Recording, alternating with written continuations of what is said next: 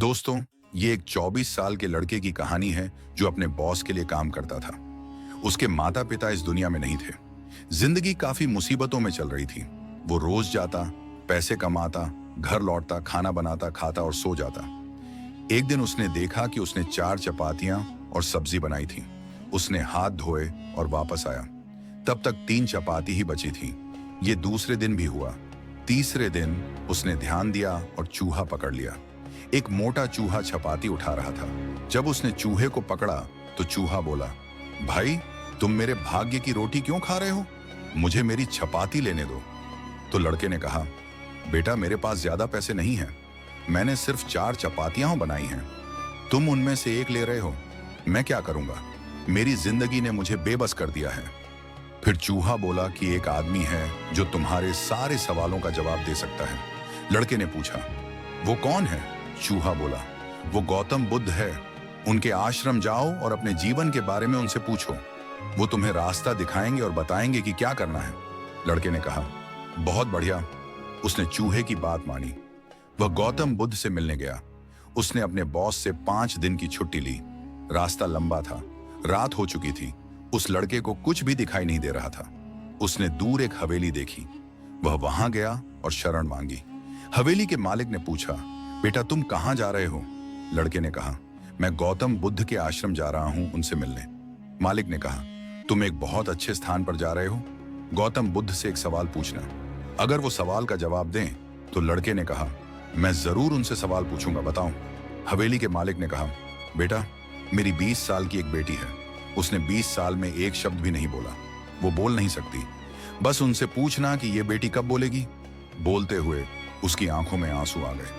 लड़के ने कहा, आप चिंता मत करो, मैं जाकर तुम्हारे सवाल का जवाब जरूर लाऊंगा। लड़का अगले दिन चला गया। रास्ता बहुत लंबा था।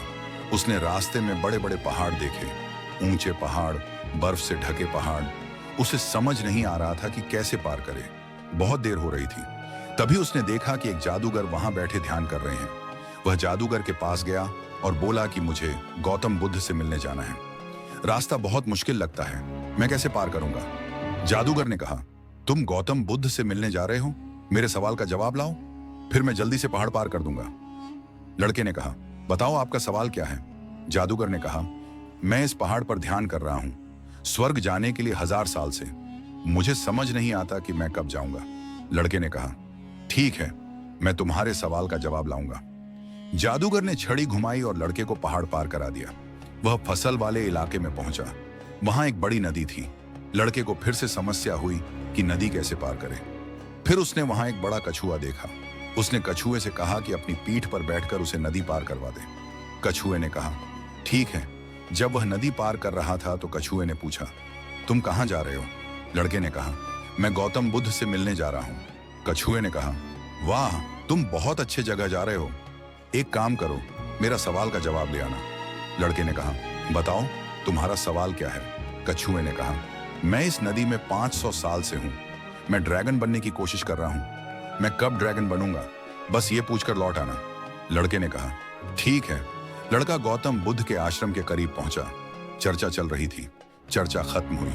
गौतम बुद्ध ने कहा, कोई भी मुझसे सवाल पूछ सकता है, लेकिन सिर्फ 3 सवालों के जवाब दिए जाएंगे। अब लड़के के पास एक परेशानी थी। उसे कौन से सवाल करना चाहिए, किसे छोड़ देना चाहिए और किसे पूछना चाहिए? लड़का सोचने लगा। सबसे पहले उसने हवेली के मालिक को देखा।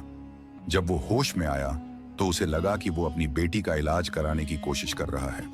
उसकी बेटी नहीं बोल रही थी। उसकी आंखों में आंसू थे। उसे उसके बारे में सवाल पूछना जरूरी था।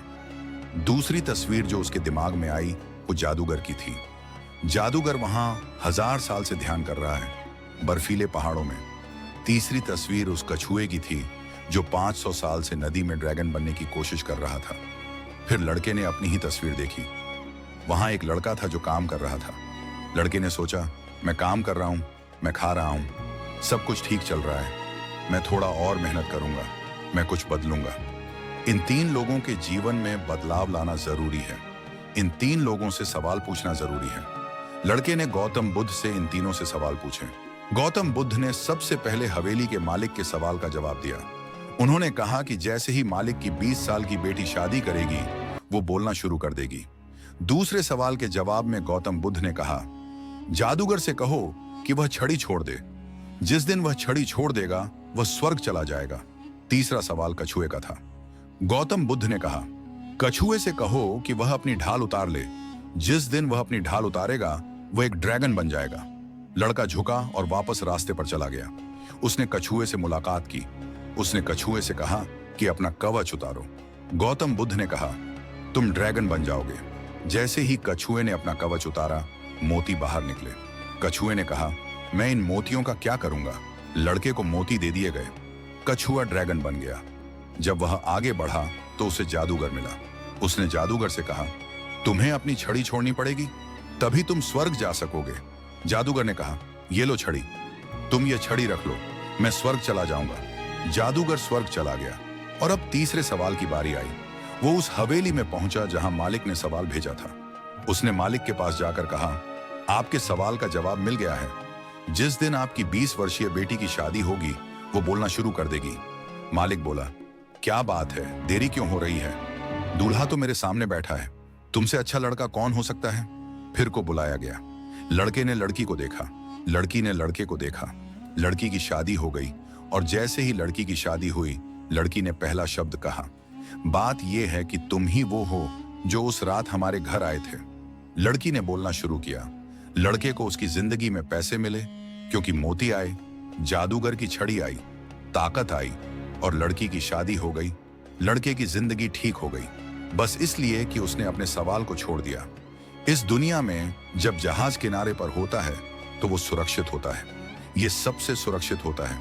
लेकिन दूसरी तरफ जाने के लिए उसे ये किनारा छोड़ना पड़ता है, उसे लहरों से लड़ना पड़ता है, उसे मुकाबला करना पड़ता है। जब तक इस लड़के ने अपने सवाल को नहीं छोड़ा तब तक उसे सब कुछ नहीं मिला। ये छोटी सी कहानी जिंदगी में एक बड़ा सीख देती है। अगर आप कुछ बड़ा करना चाहते हैं तो वो बुरी आदतों की आलस्य को छोड़ दें। सुबह जल्दी उठना शुरू करें, अपनी जिंदगी से बुरी आदतें हटाएं, तभी आप कुछ बड़ा कर पाएंगे। दोस्तों, कहानी अच्छी लगी हो तो वीडियो को लाइक और चैनल को सब्सक्राइब जरूर से कर देना।